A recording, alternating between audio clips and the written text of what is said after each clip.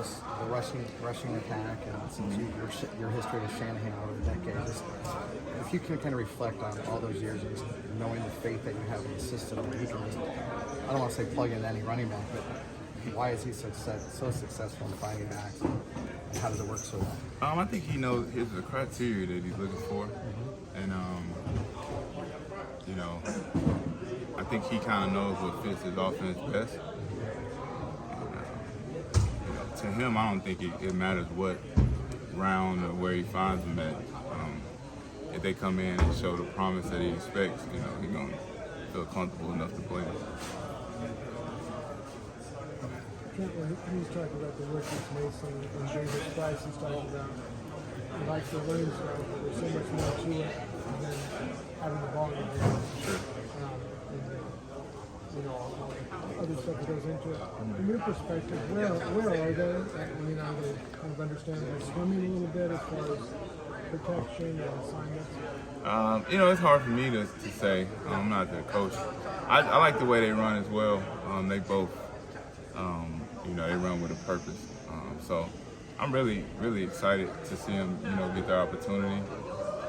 I know that they both, you know, got a plethora of talent inside of them. They got a high ceiling, and you know, like you said, it's a lot more than just getting the ball and running.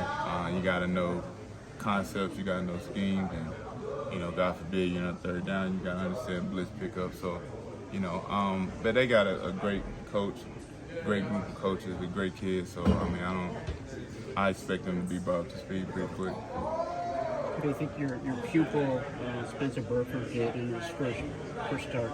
Yeah, I thought he played pretty well. I thought he played aggressive.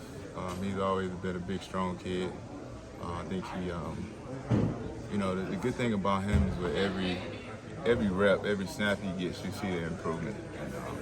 And he really cares. He's not just here because he's good enough to be. He actually, you know, thinks about it. You can tell he's a football head. You know, he's always trying to find new ways, trying to ask for tips on how to get better. He's always, you know, with coach, asking coach this question. So I think, you know, all the work you put into it, you're gonna, you know, I think he's going to be successful.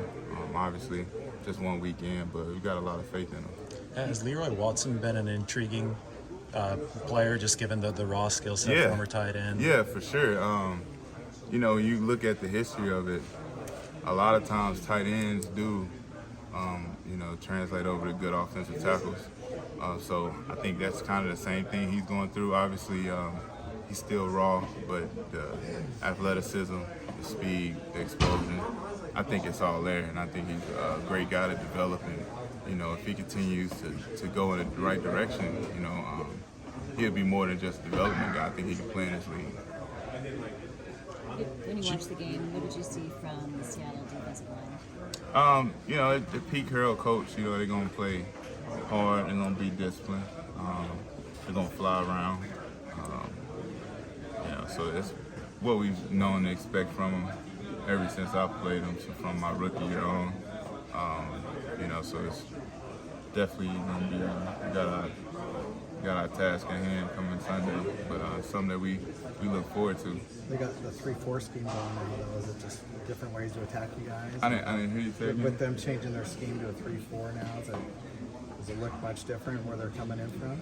Not really. I mean, they ran the scheme. It had a 3-4 look to it last year. Obviously, they didn't. You know, they walked the linebacker up on the ball, and you know, he didn't rush every time, but you know how the inside guys play it, it's pretty much the same. You know, it's set multiple defense to where you can go from 3-4 to 4 down and seamless transition type deal. I think they list Al Woods as 307. How accurate do you think that is? I'm pretty sure that was accurate about 10, 12 years ago. But yeah, I'm pretty sure he's pretty far away from 307. That's my guy too. Obviously, one of the few guys that's been in the league as long as I have. So, you know, I love Big Al to death. But yeah, he's definitely over 307. Speaking of as long as you have, by the way, thanks for sitting. You gotta get used to stiff school. Well, that's right. I got it right here just in case. Yeah. December 2011. It's the last time the 49ers played a Seattle team without Russell Wilson? What does that speak to?